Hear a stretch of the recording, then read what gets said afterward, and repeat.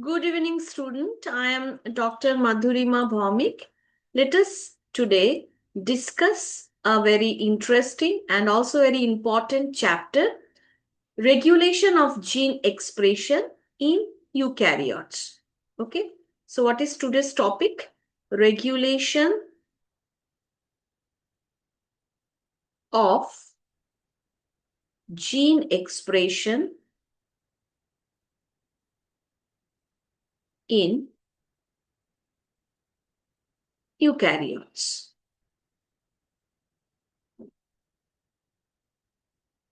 So basically, you know that we have different types of cells, like immune cells, skin cells, okay, neuron. So different types of cells are there. When the cells are called living, when the cell is having the genetic material inside the nucleus, right? So this genetic material in most of the living organism, in human, it is the DNA. Exception is virus. In virus, it is RNA, right? So we have the genetic material DNA that is present along with the protein, and DNA plus protein will form the chromosome, right? There is a specific set of chromosome inside the nucleus. Okay, so if the genetic material is present, that means the cell is living. And this genetic material will carry the information that is responsible for all our characters, for all our function. Inside our body, there are different metabolic functioning, and that functioning are controlled by the genes. Okay, so the gene, that is a segment of the DNA, will express responsible for different functions. If the gene is not expressing, then we are not getting a particular function. Okay. Now, basically, what is happening here? The information of any type of function or any character is present in a coded form in the DNA. Okay. So, the gene that is carrying the information in a coded form need to express. The expression of the gene will be responsible for a particular function. Okay. So, this expression of the gene is regulated as it depends on the requirement of that particular function. So, there are actually two steps in the regulation of gene expression. What are the two steps? One is transcription,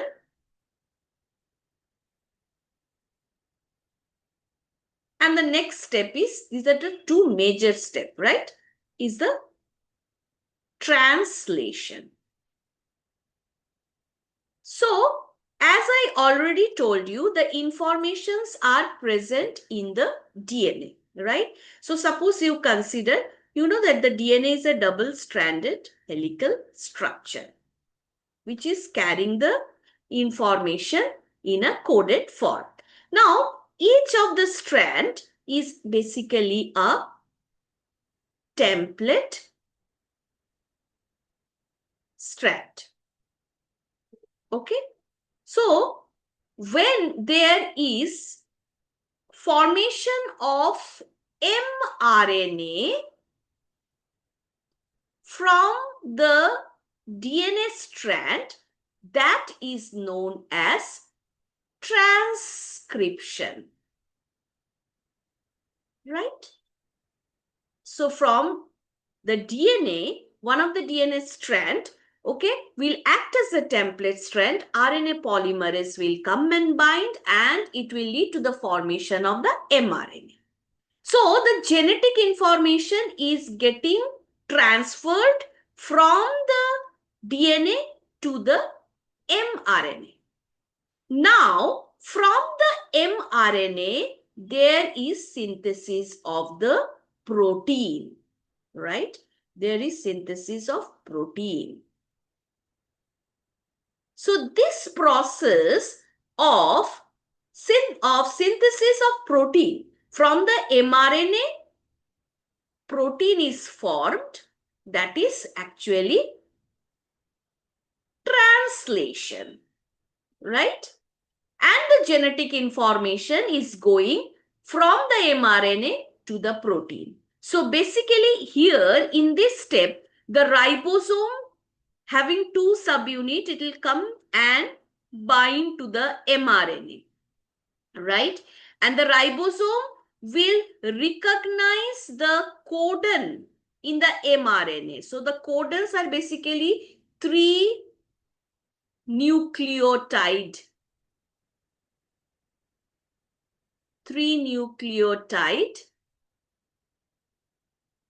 sequence.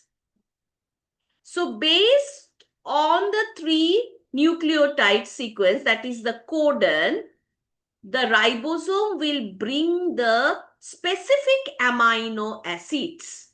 Okay, so this round, whatever I have drawn, that is representing each amino acid that has actually joined by the formation of peptide bond, and it has formed the polypeptide chain.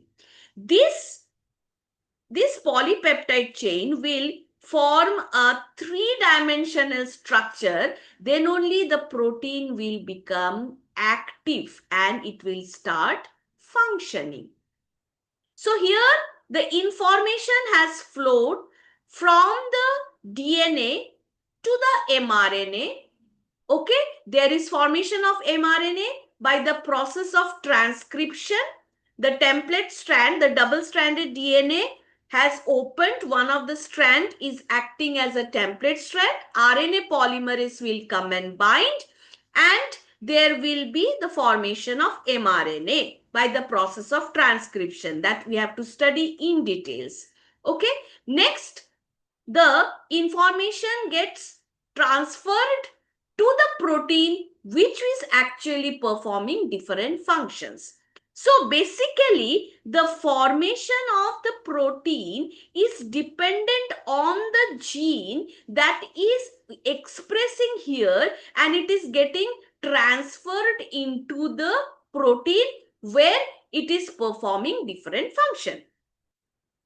Okay, so the flow of genetic information from DNA to mRNA and then to the protein, that is known as the central dogma.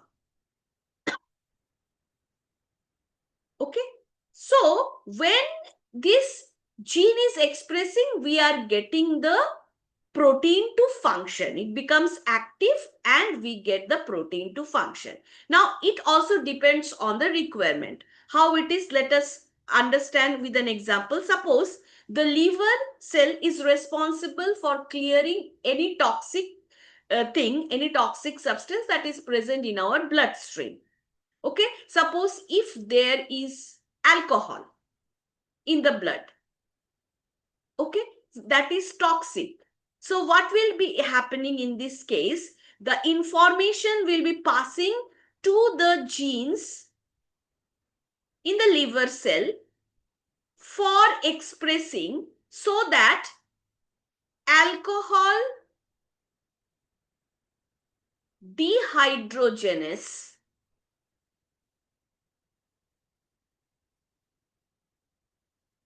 it is an enzyme is produced.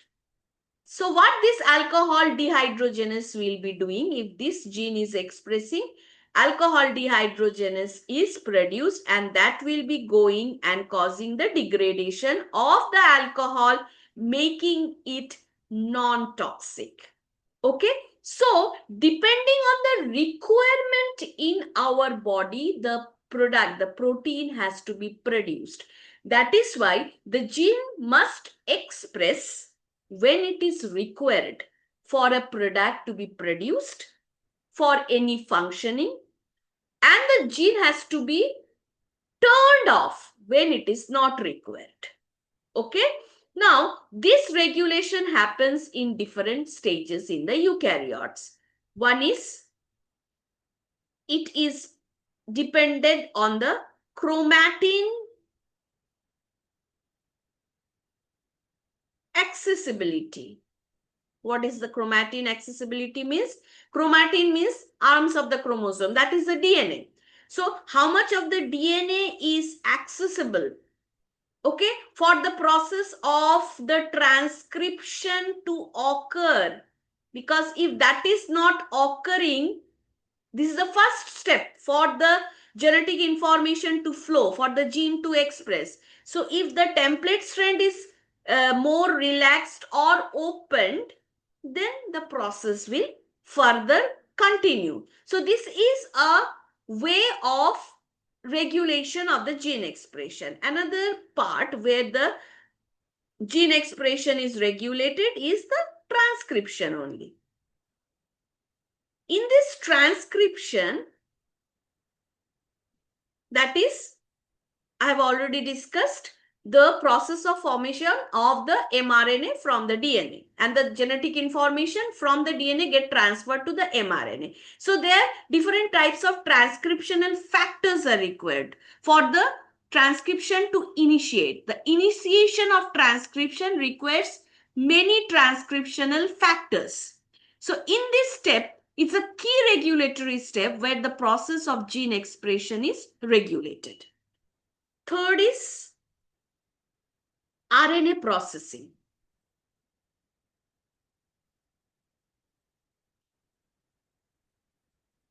RNA processing, that means the mRNA that is produced, first it is pre-mRNA.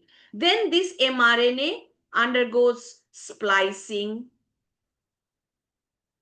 Then there will be capping. Then there will be addition of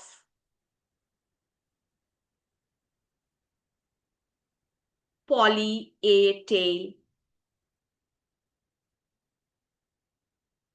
Okay, so this is the mRNA that is actually required, which will be binding with the, where the ribosome will get the amino acid depending on the specific codon, and the process will continue. So here in all these steps, splicing, capping, addition of poly A tail, the expression of gene can be regulated. And next, the last step, that is the, not the last, depending on the RNA stability also, how much stable is RNA, which will be transferring the information to the protein. Also, the gene expression can be regulated. And the last is the,